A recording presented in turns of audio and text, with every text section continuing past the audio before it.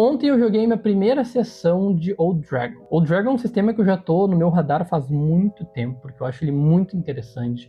Ele pega aquela ideia old school, ou seja, um RPG com menos regras, mais interpretativo e mais simples de entender.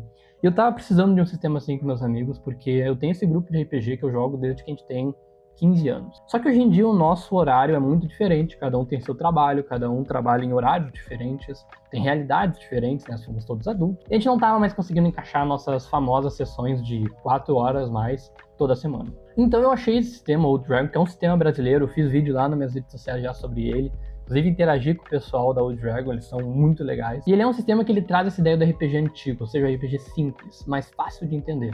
Então eu já tinha explorado bastante, já tinha mandado para meus amigos e ontem a gente fez a primeira sessão teste. Teve muita coisa que deu certo, teve muita coisa que deu errado e hoje eu tô aqui para dar minhas primeiras impressões sobre esse sistema. Quero deixar claro que essas são as primeiras impressões de alguém que é mestre de RPG há muitos anos, mas eu mestrei principalmente Dungeons & Dragons e Call of Cthulhu. Às vezes a gente já fez alguns pequenos testes de one shot com outros sistemas, mas agora que a gente tá querendo expandir um pouquinho o nosso leque de sistemas. Primeira coisa que a gente percebe com o Old Dragon é essa estranheza com as poucas regras. É algo que inclusive eles falam no livro, que isso pode parecer errado. Um jogador experiente de Dungeons & Dragons pode ler aquele livro e perceber, poxa, tem uma lacuna aqui nessa regra. Essa é a parte que entra em interpretação. E aqui vale um pouquinho pensar em como o D&D se criou lá atrás. Ele era um sistema muito mais simples. Mas por que foi tendo tantas novas edições? Essas lacunas precisavam ser preenchidas. Então a segunda edição já veio com mais regras e assim foi se criando mais regras. Até que a gente chegou no D&D de hoje, que é um sistema cheio de regras. No entanto, o D&D ainda tem várias lacunas. Eu fiz um vídeo há pouco tempo atrás sobre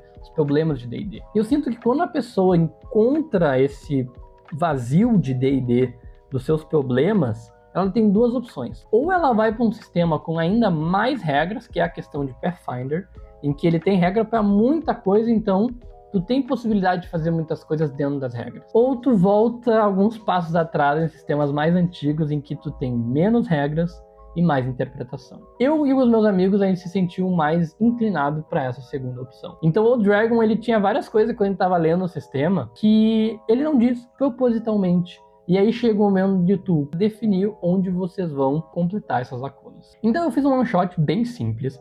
Cada um tinha que fazer o seu personagem. Eles tinham uma missão que era entrar na casa de um mago super poderoso, roubar um artefato e entregar de volta pro comerciante que tinha feito o contrato com eles. Cada um fez seu personagem maluco. Tinha uma velha clériga dona de um orfanato, tinha um elfo natalino, um mago que o meu amigo fez inspirado num antigo amigo nosso de infância que parou de falar com a gente, e tinha um halfling com 15 adagas bem maluco também. E a primeira coisa que a gente achou legal foi a questão dos testes inversos. Em Old Dragon, para testes de atributos, tu não faz baseado na perícia, soma aqui, soma ali. Tu rola um D20 e o teu D20 tem que dar menos do que o teu valor de atributo mais alguns pontos extras. Então, se tu tem 17 de força e tu quer conseguir levantar alguma coisa, tu tem que tirar menos de 17 no D20. Isso em si já parece bem legal, porque em vez do teste ser arbitrário definido pelo mestre, ele é definido pelo valor de atributo do personagem, o que faz mais sentido. Aí então a gente parte para a parte do combate. O combate em si foi onde a gente mais achou dificuldade. Não é pelo sistema em si, é por falta de costume mesmo. Eu sou uma pessoa que eu me vanglorio de jamais ter feito um TPK. Para quem não sabe, TPK é Team Party Kill, né? Ou seja, quando todos os teus jogadores morrem num combate. Agora, com o Dragon eu não estava acostumado. Tudo tem muito pouca vida e tudo dá pouco dano. Mas quando tu dá pouco dano em pouca vida, vira muito dano. Então, por exemplo, eu fiz ali um Bugbear e ele podia dar 8 de dano no ataque dele. E a personagem clériga velha tinha 6 de vida. Então ela levou hit kill. Isso gerou situações muito engraçadas. A gente tava como mesa muito pilhado a testar esse sistema, a entender melhor como ele funcionava e levar ele aos seus limites, então ninguém ficou chateado de perder personagem ou coisa do tipo. Mas isso traz algo que é muito particular de Old Dragon e de sistemas old school. Eles são difíceis de propósito. Old Dragon especifica que não é um sistema feito para ser balanceado. Ele é feito para ter desafios. E dentro da ideia dos desafios, às vezes é papel dos jogadores perceber que aquele desafio não é para eles. Perceber que talvez o combate não seja a melhor solução para aquele desafio.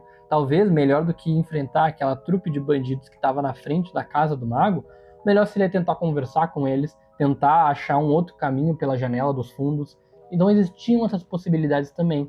mas eles não exploraram essas possibilidades. Porque, como eu disse, a gente joga D&D desde os 15 anos. E qual que é o prompt inicial de todo jogador de D&D? Rolar iniciativa. Então a primeira coisa que eles fizeram quando viram o inimigo foi atacar.